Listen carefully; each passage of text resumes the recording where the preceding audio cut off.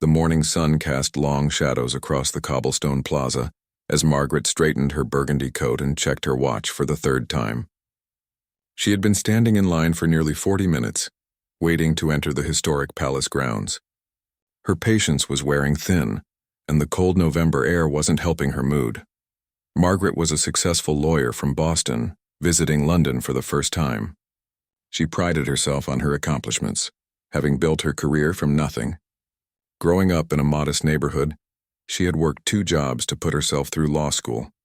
Now at 42, she owned her own firm and had earned the respect of her peers. This trip was supposed to be her reward, a celebration of her latest courtroom victory. The line moved slowly, far too slowly for someone like Margaret who valued efficiency above all else. She noticed a royal guard standing at attention near the entrance, dressed in the traditional red uniform and tall bearskin hat. His face was expressionless, his eyes fixed straight ahead. Margaret found the whole display rather silly and outdated. As she finally approached the security checkpoint, a young family with 3 children cut in front of her. Margaret's jaw tightened. She had waited patiently, followed the rules, and now someone was taking advantage of her courtesy. Without hesitation, she stepped forward and tapped the mother's shoulder firmly.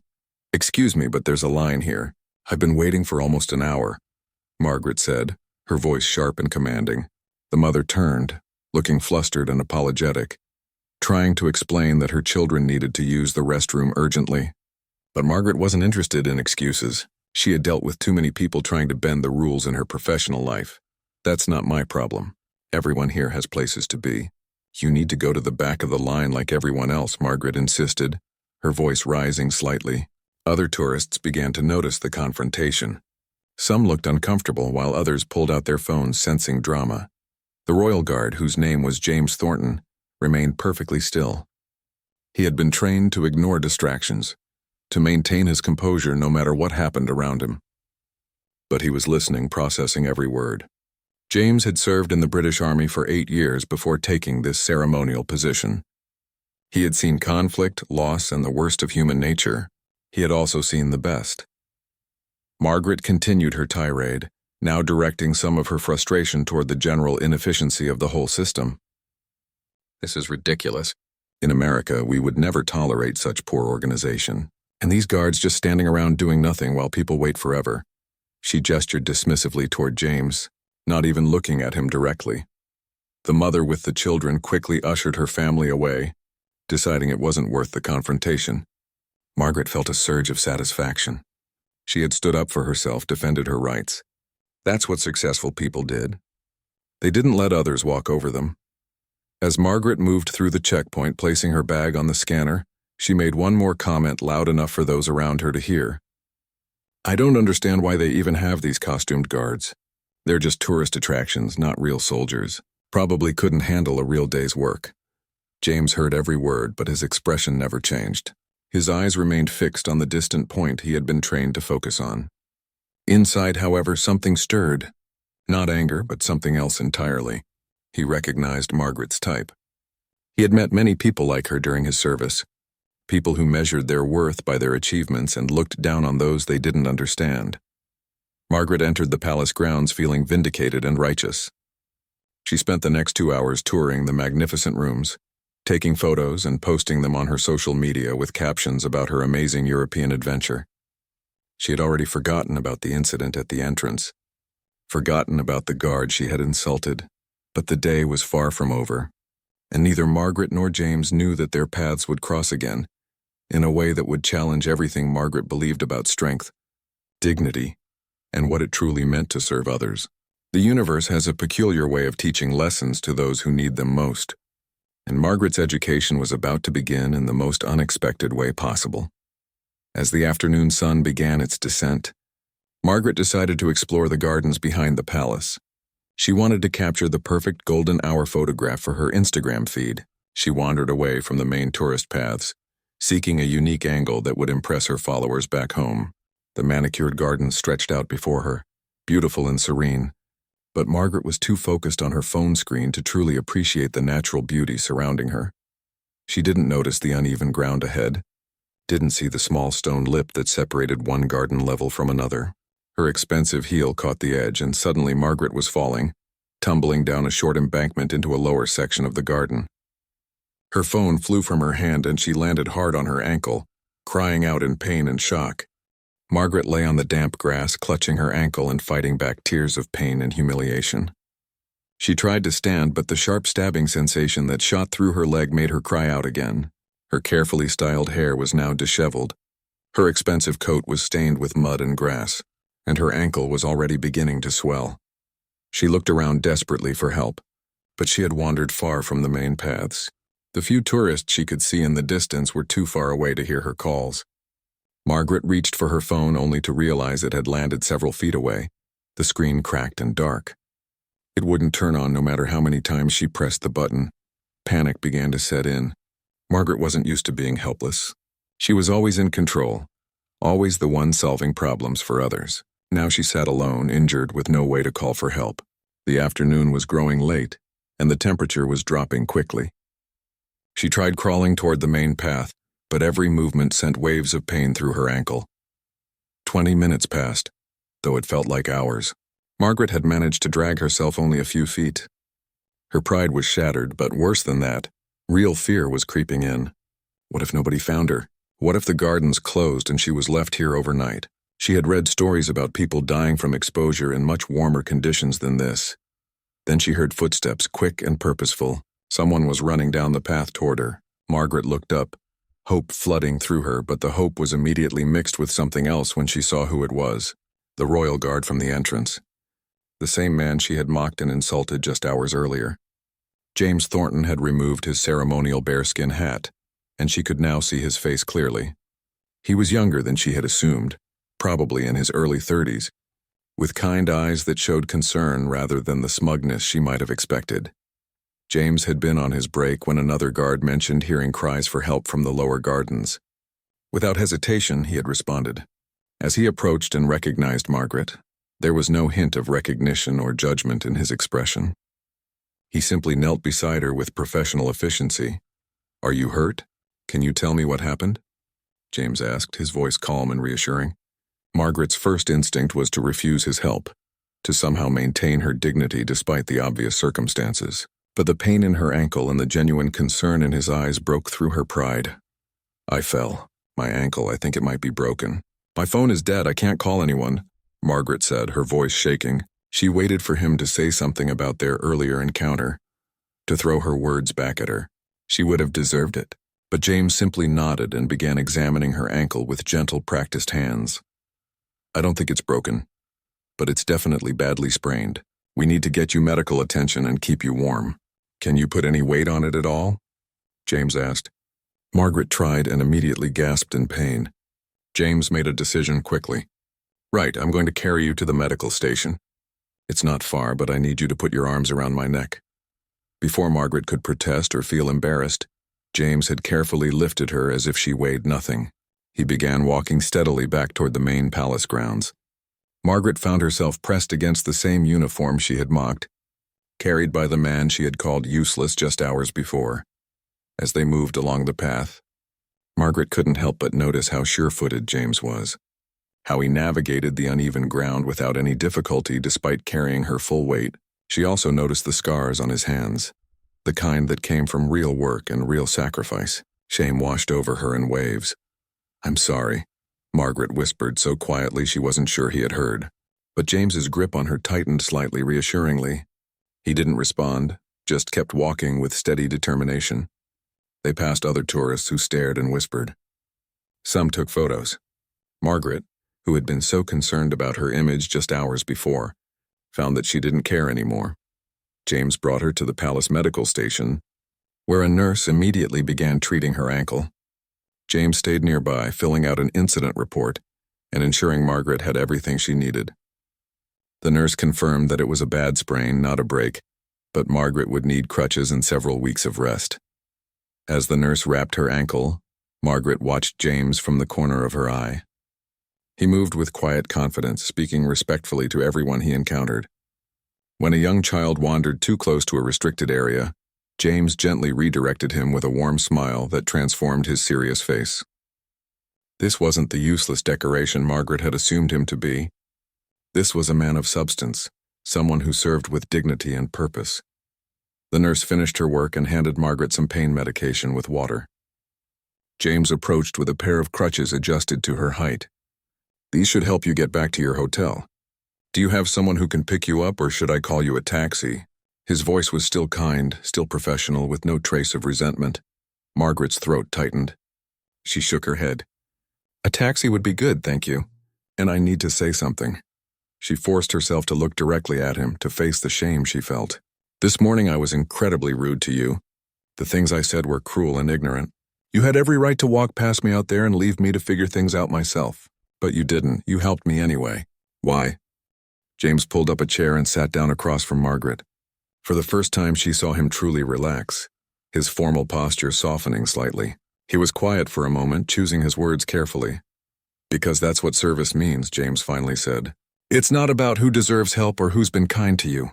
It's about doing what's right when someone needs you, regardless of everything else. My job isn't just to stand there and look decorative, though I know that's what many people think.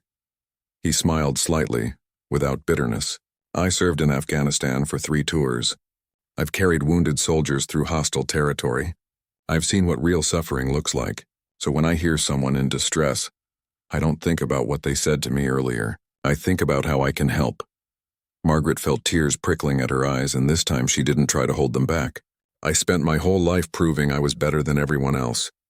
I came from nothing and I fought for everything I have.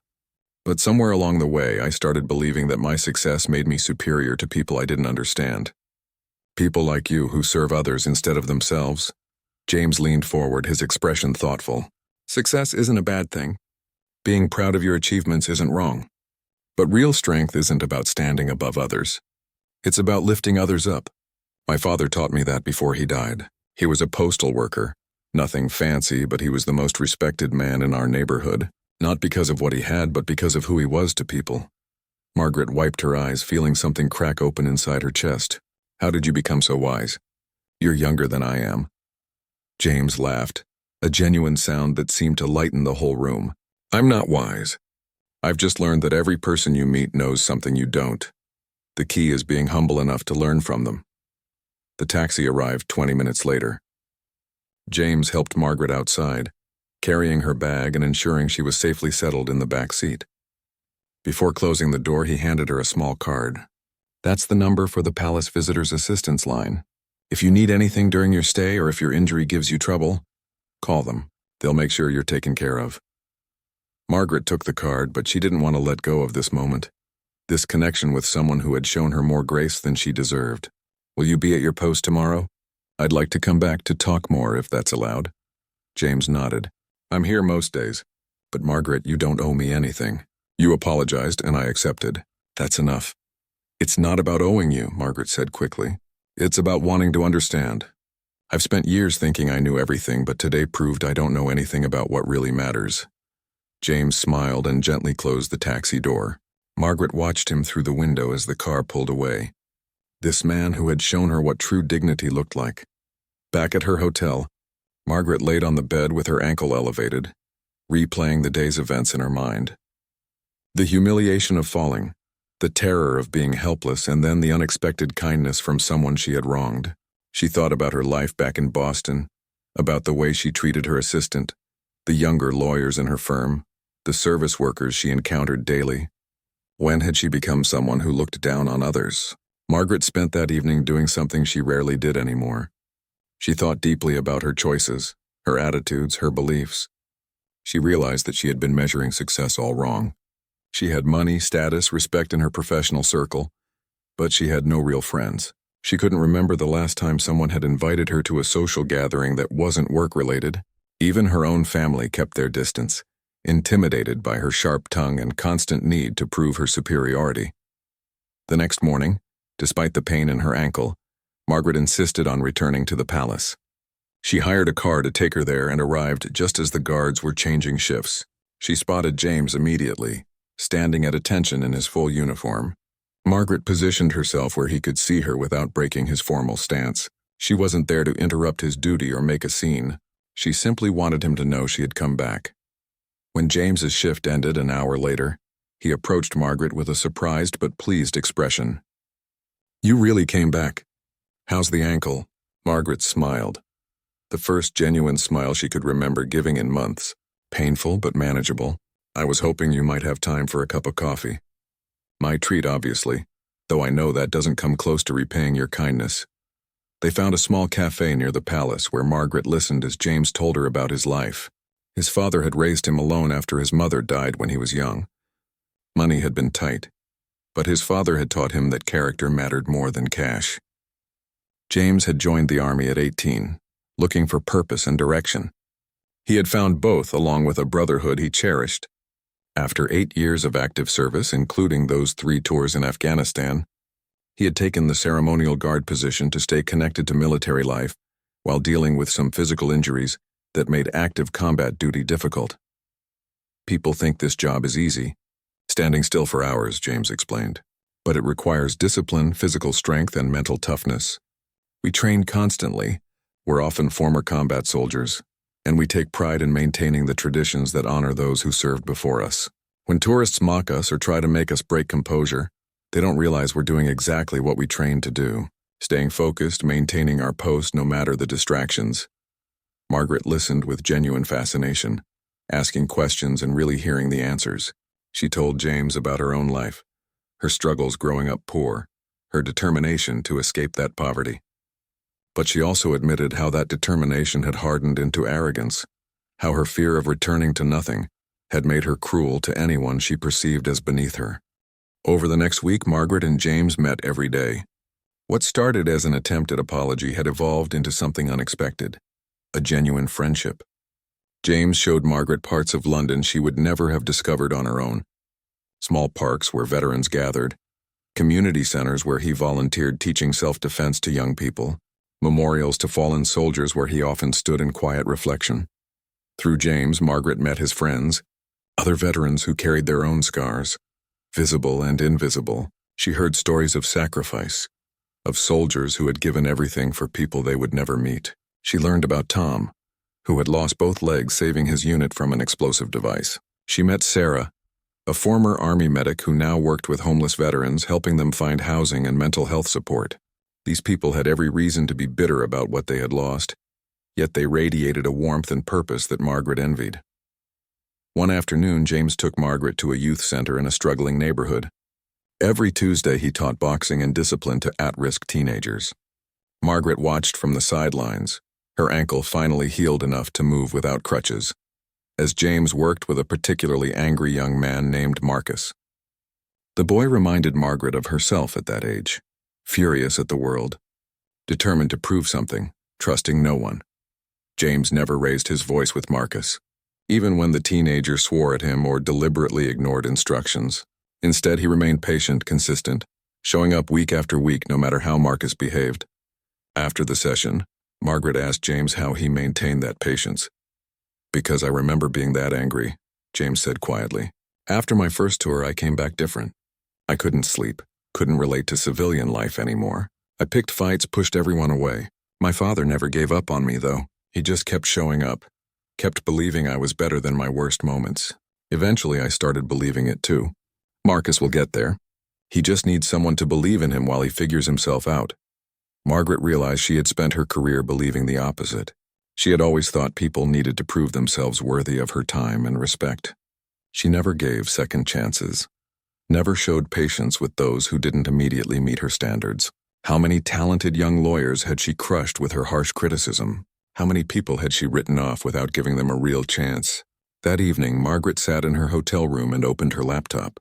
She began writing emails, lots of them. She wrote to her assistant, apologizing for years of cold treatment and unreasonable demands. She wrote to a young associate she had publicly humiliated in a meeting 6 months earlier, acknowledging that her criticism had been excessive and cruel. She wrote to her sister, whom she hadn't spoken to in 2 years after a petty argument about their mother's estate. The responses started coming the next day. Her assistant wrote back, cautiously accepting the apology but clearly skeptical about whether Margaret had really changed. The young associate's response was warmer, admitting that he had almost quit law entirely after that meeting. Margaret's sister didn't respond immediately, but Margaret understood. She had burned that bridge thoroughly, and rebuilding it would take more than an email. Margaret extended her London trip twice, canceling important meetings back in Boston. Her partners called confused and concerned. Margaret, who never took vacations and certainly never extended them, was suddenly prioritizing something other than work. She assured them she would be back soon, but she needed this time to process what she was learning. James introduced Margaret to his father's grave in a small cemetery outside London. She watched as he placed fresh flowers and spoke to the headstone as if his father could hear him. "Dad, this is Margaret. She's learning what you tried to teach me, that we're all just people trying our best. Some of us just take longer to figure it out than others." Margaret felt emotion welling up in her chest. She knelt beside the grave, feeling foolish but also compelled. "Mr. Thornton, you raised an extraordinary man. He showed me kindness when I deserved none. And he's teaching me what it means to truly serve others. I promise I won't waste this lesson." As they walked back to the car, Margaret asked James the question that had been on her mind all week. "What do you want from life? You're still young, you could do anything. Are you content being a guard, volunteering with kids? Don't you want more?" James stopped walking and turned to face her, his expression serious. "I have more than most people ever get. I have purpose. I have the respect of people I admire. I go to bed knowing I made a positive difference even if it's small. I don't need a big house or a fancy title to feel valuable. My father never had wealth, but he was rich in the ways that matter. He had friends who would have done anything for him. He had neighbors who wept at his funeral. When I die, I want people to remember me the way we remember him, not for what I owned, but for who I was." Margaret nodded slowly, understanding for the first time that she had been chasing the wrong things her entire life. She had achieved what she thought she wanted, but she was lonely, stressed, and ultimately unfulfilled. James had very little by her old standards of success, yet he was genuinely happy and at peace with himself. They spent Margaret's last evening in London at a small pub where James often met with his veteran friends. Margaret was welcomed warmly into their circle, even though she was clearly an outsider. They told stories, some funny and some heartbreaking, about their time in service. They laughed at inside jokes and supported each other through difficult memories. Margaret realized she had never experienced this kind of genuine camaraderie in any of her professional networking events or business dinners. As the evening wound down, James walked Margaret back to her hotel one last time. At the entrance, she turned to him with tears in her eyes. "I don't want to go back to Boston and forget everything you've taught me. I don't want to return to being that person who looks down on others." James smiled and placed a gentle hand on her shoulder. "Then don't forget. But also don't beat yourself up for who you were. We all make mistakes. The measure of a person isn't whether they stumble, it's whether they get back up and choose to do better. You're already doing that."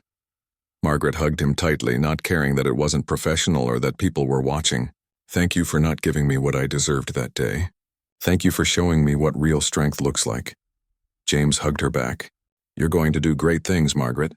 Not because you're successful or smart, though you're both, but because you have a good heart that you're finally letting show. The world needs lawyers who fight for people with compassion, not just skill." The flight back to Boston gave Margaret hours to think about what came next. She couldn't just return to her old life and pretend nothing had changed. But she also couldn't throw away her career, her firm, everything she had built. There had to be a middle path, a way to use her skills and success to serve others rather than just herself. When Margaret walked into her office the following Monday, her staff noticed something different about her immediately. She smiled at the receptionist and asked about her daughter's soccer game. She personally brought coffee to her assistant and asked if they could start fresh with a more respectful working relationship. She called a meeting with all the junior associates and apologized for creating an atmosphere of fear rather than mentorship. The changes didn't happen overnight, and they weren't always easy. Some of her partners resisted, arguing that her demanding nature was part of what made the firm successful. Some of the associates were suspicious, waiting for the old Margaret to resurface. But Margaret was patient, drawing on the lessons James had taught her. She showed up consistently, treated people with kindness, and slowly the culture began to shift. Margaret started taking pro bono cases, something she had always dismissed as a waste of billable hours. She represented veterans fighting for benefits they deserved, families facing eviction, immigrants seeking asylum. The work was challenging and paid nothing, but it filled her with a sense of purpose she had never felt winning corporate cases for wealthy clients. 3 months after returning from London, Margaret received a call from her sister Emily. They talked for 2 hours, carefully rebuilding their relationship. Emily admitted she had always been intimidated by Margaret's success and sharp tongue. Margaret apologized for making her sister feel small, for measuring everything in terms of money and status. They made plans to meet for dinner, something they hadn't done in years. Margaret's assistant, Rachel, began to blossom under the new management style. Given actual mentorship instead of constant criticism, she revealed a sharp legal mind and quickly became one of Margaret's most trusted colleagues. Margaret recommended her for a promotion that would have been unthinkable under the old regime. When Rachel thanked her tearfully, Margaret simply said, "Someone recently taught me that believing in people brings out the best in them. I should have believed in you years ago."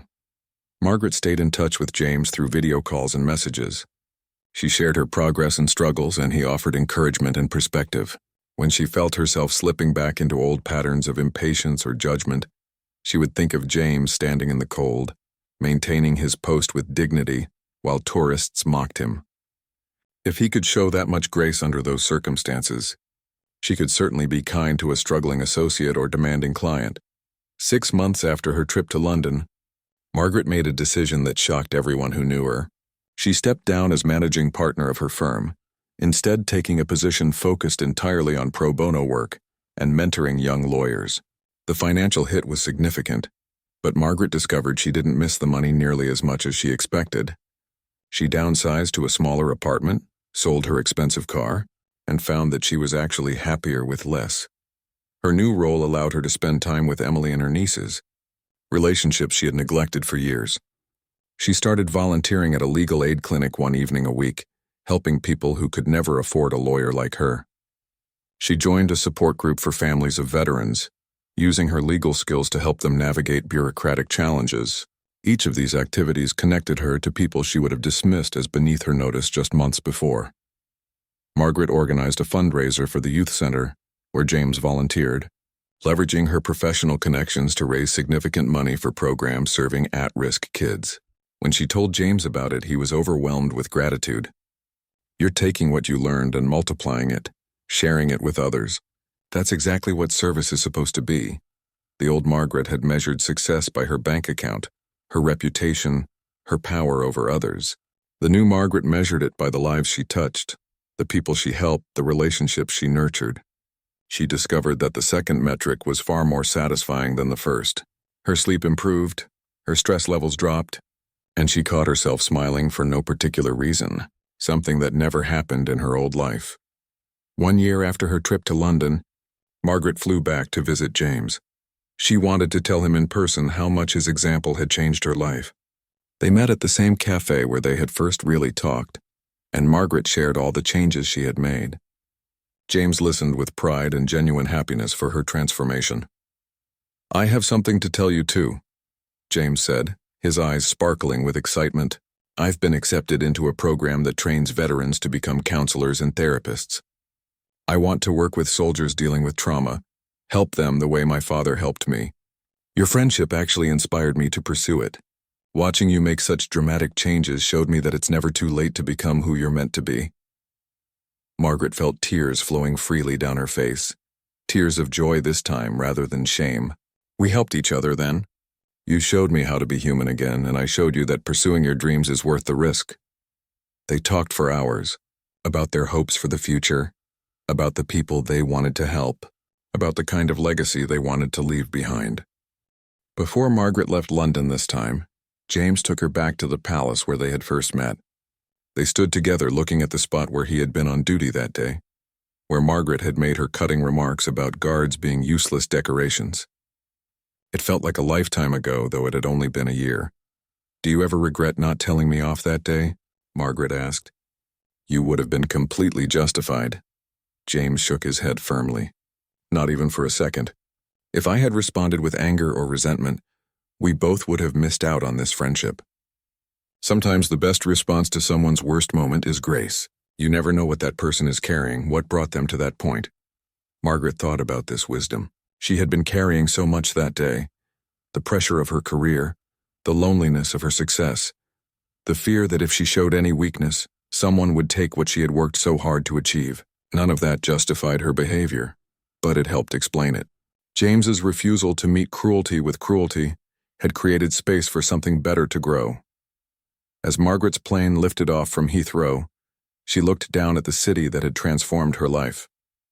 She thought about the proud, bitter woman who had arrived a year ago, so certain of her superiority, so empty despite all her achievements. That woman had needed to fall quite literally to begin her real education. She had needed someone like James to show her that true strength wasn't about dominating others or proving your worth through accomplishments. It was about service, compassion, and the courage to be kind even when kindness wasn't deserved. Back in Boston, Margaret continued to build her new life. She launched a nonprofit organization providing free legal services to veterans, naming it the Thornton Project in honor of James and his father. She recruited other lawyers who wanted to use their skills for good, creating a network of professionals committed to service rather than just profit. The work was challenging and often frustrating, but it gave her life meaning in a way corporate law never had. Margaret's transformation didn't go unnoticed in her professional community. Some of her former colleagues thought she had lost her mind, throwing away a lucrative career for charity work. Others quietly reached out, admitting they felt the same emptiness she had described and asking for advice on finding more meaningful work. Margaret discovered that she wasn't alone in her previous discontent. Many successful people were questioning whether achievement without purpose was really success at all. 2 years after meeting James, Margaret received an unexpected honor. The local bar association named her their Humanitarian of the Year for her pro bono work and mentorship of young lawyers. As she stood at the podium accepting the award, Margaret told the audience about a royal guard in London who had taught her what service really meant. She spoke about how easy it is to confuse success with significance, to mistake power for strength. I spent 20 years building a career that impressed others but left me empty inside, Margaret told the crowded room. It took falling down literally and figuratively to understand that real success is measured by the positive impact we have on others. I challenge each of you to think about how you're using your skills and resources. Are you building monuments to your own ego, or are you lifting others up? The difference matters more than you might think. The speech resonated with many people in attendance. Several approached Margaret afterward, sharing their own struggles with finding meaning in their work. Margaret listened to each person with genuine attention, offering encouragement and practical advice. She had learned from James that everyone has value and wisdom to share, if you're humble enough to listen. Margaret's relationship with Emily continued to deepen. Her sister became her closest friend and confidant, someone who had known her before success corrupted her, and who celebrated the woman she was becoming. Margaret was present for her niece's school events, birthday parties, and ordinary moments. She discovered that these simple family connections brought more joy than any courtroom victory ever had. 3 years after the incident at the palace, Margaret received a surprise package from London. Inside was a framed photograph of James in his ceremonial guard uniform, standing at attention with perfect discipline. On the back he had written, "To Margaret, who taught me that second chances can transform lives. Thank you for seeing past the uniform to the person underneath. Your friend always, James." Beneath the photo was a newspaper clipping announcing that James had completed his counseling program and was now working full-time with veterans suffering from trauma. The article quoted him saying, "A friend once showed me that it's never too late to change your path. If we all believed in each other the way we want others to believe in us, the world would be a much kinder place." Margaret hung the photograph in her office, where she could see it every day. Whenever she felt frustrated or tempted to slip back into old patterns of impatience, she looked at that image and remembered the lesson James had taught her. Grace in the face of cruelty. Kindness when it wasn't deserved. Service without expectation of reward. These were the qualities that defined true strength. On the 5th anniversary of their first meeting, Margaret made her annual trip to London. She and James had maintained their friendship across the years and distance, their lives intertwined by that fateful day when she had been at her worst, and he had responded with his best. They met at the Palace Gardens near the spot where Margaret had fallen and James had found her. "I think about this place often," Margaret said, looking around at the beautiful landscaping. "This is where my real life began. Everything before was just preparation, though I didn't know it at the time." James smiled, the kind of warm smile that had become familiar over their years of friendship. I think about it too. Not many people get the chance to truly transform themselves. You seized that chance and ran with it. They walked through the gardens together, talking about their work, their dreams, their continued growth as people. Margaret told James about a young lawyer she was mentoring, a woman who reminded her of herself at that age. Brilliant but harsh, successful but lonely. I'm trying to show her what you showed me, that there's another way to live. I don't know if she's ready to hear it yet, but I keep showing up, keep believing in her. James nodded approvingly. That's all we can do. Plant seeds and trust that they'll grow when the time is right. You planted a seed in me, remember? You showed me that change is possible at any age, that we don't have to stay stuck in our patterns. Now I'm working with veterans who think their trauma defines them, trying to show them what you showed me. As the sun set over London, casting golden light across the ancient stones of the palace, Margaret reflected on how far she had come. She thought about the proud, defensive woman who had lashed out at a guard doing his duty. She thought about the pain of falling, both physically and metaphorically. But most of all, she thought about the unexpected grace of a man who had every reason to walk away, but chose instead to carry her to safety. Thank you, James, Margaret said quietly, her voice thick with emotion. Thank you for not giving me what I deserved that day. Thank you for showing me who I could become. James took her hand and squeezed it gently.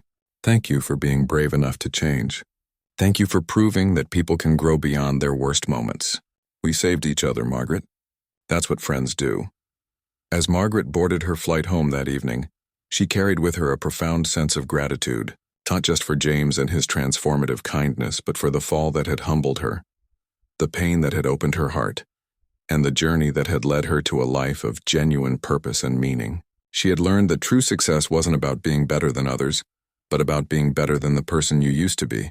And she had learned that sometimes, the most important lessons come from the people we initially dismiss as beneath our notice. Margaret's story became a reminder that it's never too late to change, that grace and kindness have the power to transform even the hardest hearts, and that the people we look down upon often have the most important lessons to teach us. The proud woman who had lashed out at a royal guard had become a humble servant dedicated to lifting others up. And it all began with one man's decision to respond to cruelty with compassion, to meet anger with grace, and to help someone who had hurt him simply because it was the right thing to do.